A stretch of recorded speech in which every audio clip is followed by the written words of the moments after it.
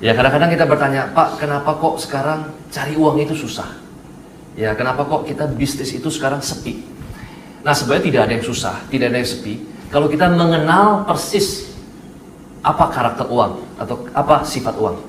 Kalau kita punya teman, ya kita paling gampang cari tahu di mana dia berada dengan cara cari tahu dia sifatnya seperti apa. Kalau dia sifatnya orangnya spiritual, cari dia di gereja, cari dia di vihara, cari dia di masjid, pasti kita ketemu. Kalau dia sifatnya orangnya periang, bergaul, cari di tempat clubbing, nah dia pasti ada di sana. Ya, demikian juga dengan uang. Ya, kalau kita ingin tahu kenapa kok ada orang yang dengan mudahnya mengumpulkan uang, kenapa kok ada orang yang sulit begitu mengumpulkan uang, karena kita nggak tahu sifatnya. Mari kita akan belajar 3 sifat uang. Sifat uang yang pertama adalah uang itu tidak pernah hilang. Uang hanya berpindah tuan. Ya, jadi kalau dia bilang, Pak cari uang susah, uang saya hilang. Enggak. Di saat yang sama ketika uang kita hilang, uang kita nggak hilang, uang kita pindah ke orang lain. Jadi rumusnya adalah ada orang yang bertambah miskin, maka ada orang yang bertambah kaya. Pertanyaan adalah dia berpindah kepada tuan yang mana? Ya tuan yang baru Pak, tapi tuan yang seperti apa? Yang baru seperti apa? Yaitu kepada tuan yang punya kapasitas lebih besar daripada kita. Tuan yang memiliki manfaat yang lebih banyak daripada kita.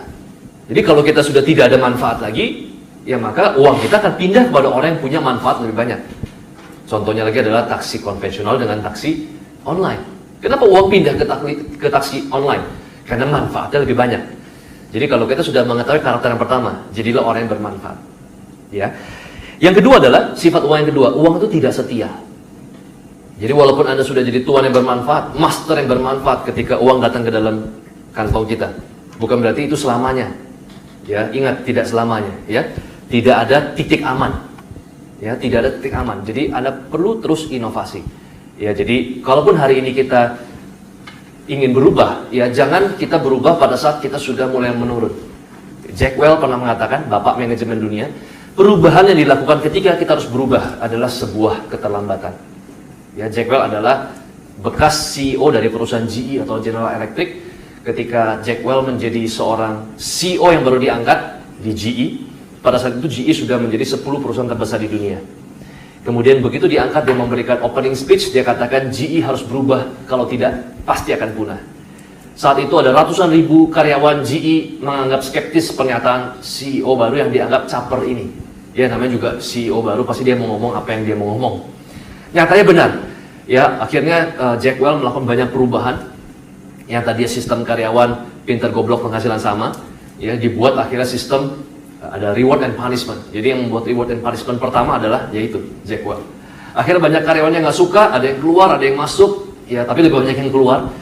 Dan 10 tahun sejak kepemimpinan Jack Welch, ternyata dari 10 daftar perusahaan terbesar di dunia, GE tetap masuk dalam 10 daftar tersebut, tapi 9 diantaranya tidak masuk lagi dalam daftar 10 perusahaan terbesar di dunia. Jadi perubahan yang dilakukan ketika kita harus berubah adalah sebuah keterlambatan. Ini kata Jack Welch. Sifat uang yang ketiga adalah uang itu hanya numpang lewat. Uang itu hanya numpang lewat. Ya, tetapi kalau dia numpang lewat kita, rasanya juga kita pasti mau. Ya, walaupun hanya numpang lewat, tetapi rasanya kalau numpang sama kita juga mau. Artinya adalah kalau kita ingin tahu bagaimana cara kita sukses, kita harus siapkan yang namanya pipelines, ya, atau saluran pipanya. Jadi kalau misalkan kita jadi orang yang sukses terus kita mandek, kita nggak pernah memberi manfaat buat orang banyak, kita nggak pernah nyumbang, ya maka salurannya mandek. Ya, ketika saluran mandek, uang malas lewat, walaupun hanya lewat, uang malas lewat rekening kita.